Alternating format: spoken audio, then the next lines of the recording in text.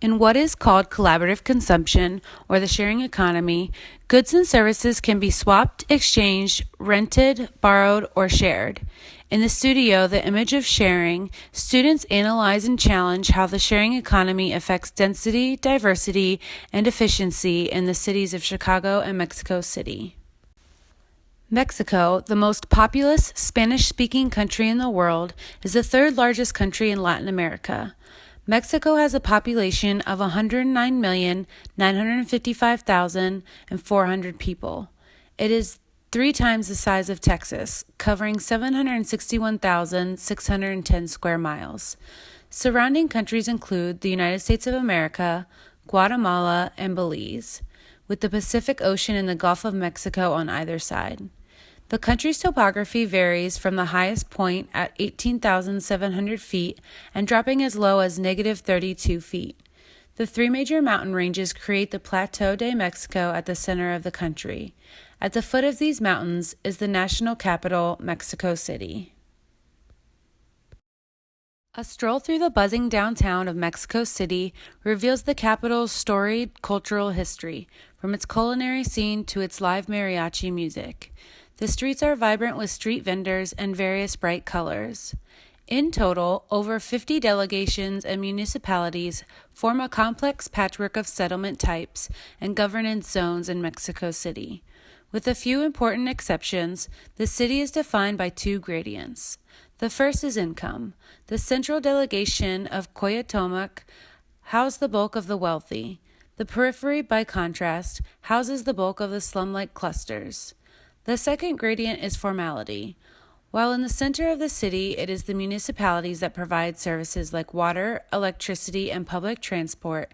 In the periphery, these services have often been pirated or been available only on an informal basis.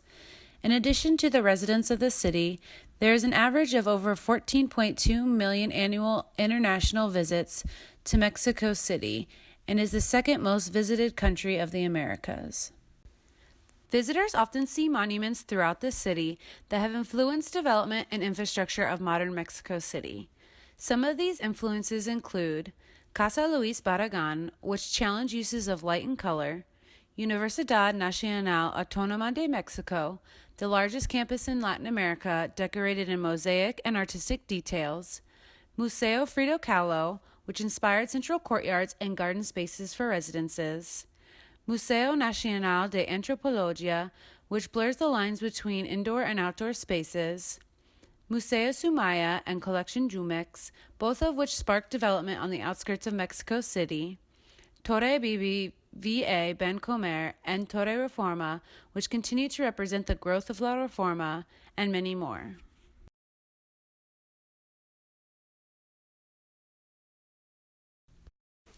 Mexico City's population is 21.2 million people, compared with the population of Chicago with 2.7 million. Mexico City is 573 square miles. It is a city with significant rainfall and an average annual temperature of 64 degrees. The annual average high is 77 and the low is 45. Within the cities of Chicago and Mexico City are 2 comparable neighborhoods for potential impact in the sharing economy. In Chicago, the West Loop or Fulton Market, and in Mexico City, the neighborhood of La CONDESA. Both neighborhoods are layered in history and currently undergoing transformations. These 2 areas are low-rise settings that offer opportunities of greater densification, diversity, and sustainability. In Mexico City, La CONDESA is 2 to 3 miles away from the historic center, Zocalo. It covers approximately 1 square mile, in comparison to Fulton Market, covering approximately 0.7 square mile. CONDESA has over 70,000 residents, primarily between the ages of 25 and 34. The buildings are mostly residential, but also filled with restaurants, cafes, boutiques, and art galleries. Though today CONDESA is lively and undergoing much development, it was not always this way. Established in 1902, CONDESA is the site of the former automobile and horse racing track, originally operated by Sociedad de Jockey Club Mexicano. Around the 70s, Mexican-born generations began to leave CONDESA for more fashionable neighborhoods. Though the citizens were already beginning to leave, the Mexico City earthquake in 1985 accelerated the abandonment. It was in the 90s that new restaurants and retail spaces began to bring groups of young people back into the neighborhood. CONDESA's character today is comparable to Soho in New York. It caters to young, posh auteurs, litterateurs, and artists.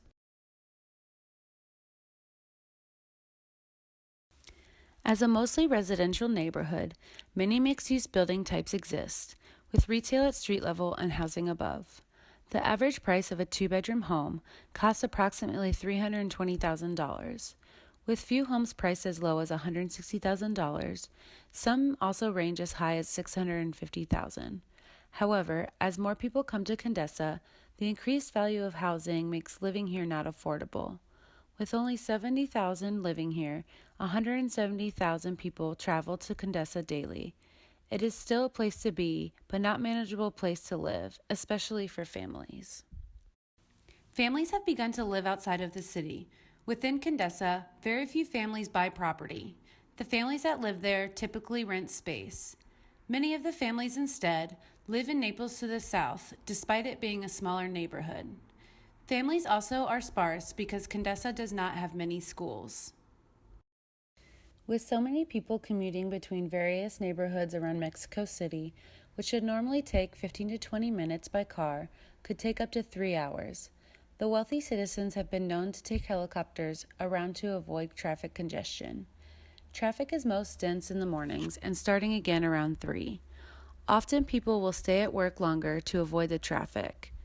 Given all the congestion and valley nature of the city, pollution is a huge issue. However, within the past 5 years, car sharing and carpooling initiatives within the sharing economy have worked to decrease the number of cars and people on the road. In 2013, the car-sharing company Ivanovic stated that their company alone saved over 450,000 miles and 10,586 hours in car travel. According to the Center of Sustainable Transport, the inhabitants of the megacity carry out a total of 49 million trips daily, 53% on public transport and 17% in private vehicles. There are over a dozen various transportation systems set up throughout the city. In CONDESA, there is the public subway system and a newly implemented bus rapid transit system. Despite their efforts in public transportation, Uber, bike sharing, and personal cars seem to be more popular due to the inefficiency of the public transit systems.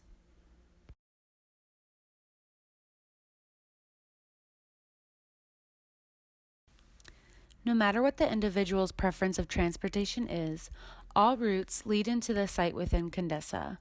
The neighborhood has always been reputable for having one of the best planned infrastructures with large parks and large tree-lined avenues. Parque Mexico, the former center of the racetrack, also serves as a center to the colonia. It is considered the defining element of all of CONDESA. Parque Mexico and Parque España host various cultural events, neighborhood gatherings, and afternoon soccer games. The streets surrounding the two major parks are heavy with boutiques, shops, bars, and restaurants. The two main avenues are Amsterdam and Michoacán. CONDESA's day begins between 7 a.m. and 10 a.m., with people streaming through parks and designer boutiques, pausing to sip lattes.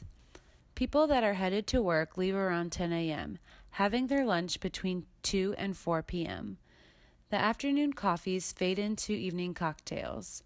The night begins once the valets take the keys. Dinner is often served between 8 and 9 p.m.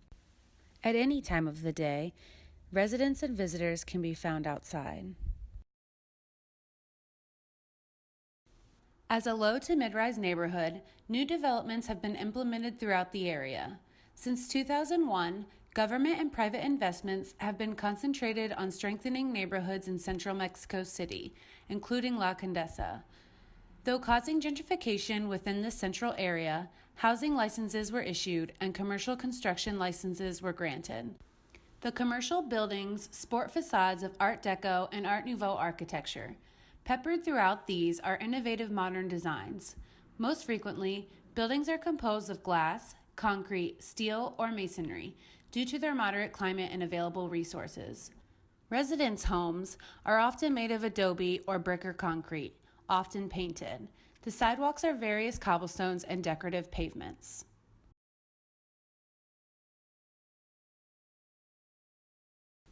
Amongst these buildings and cobblestone streets lie new designs that weave into the fabric of the neighborhood.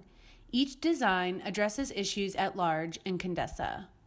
A new design just south of Parque España will eliminate the need for endless traveling throughout the day by creating a community that offers an affordable place for people to live, work, make, and play. On the medians of Tamaulipas lies a flexible framework for the informal market vendors to link to the city's infrastructure with a high degree of social interaction. With magnitude, socioeconomic status, and people going in and out as originators of Mexico City's nomadic culture, this new type of place accommodates the temporary and the permanent, giving home to the everyday nomads and excitement to the tourists and locals.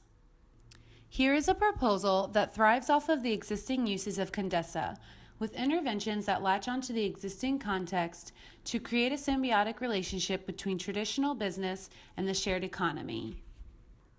Street food vendors become sky food vendors in this elevated system where the street is expanded to an above level, where various activities happen, and where the culture of sharing is at play. With limited amounts of educational program in CONDESA, this site along Avenida Mazatlan allows families to move back into the city by providing educational public spaces and large shared spaces. These new proposals offer opportunities of greater densification, diversity, and sustainability.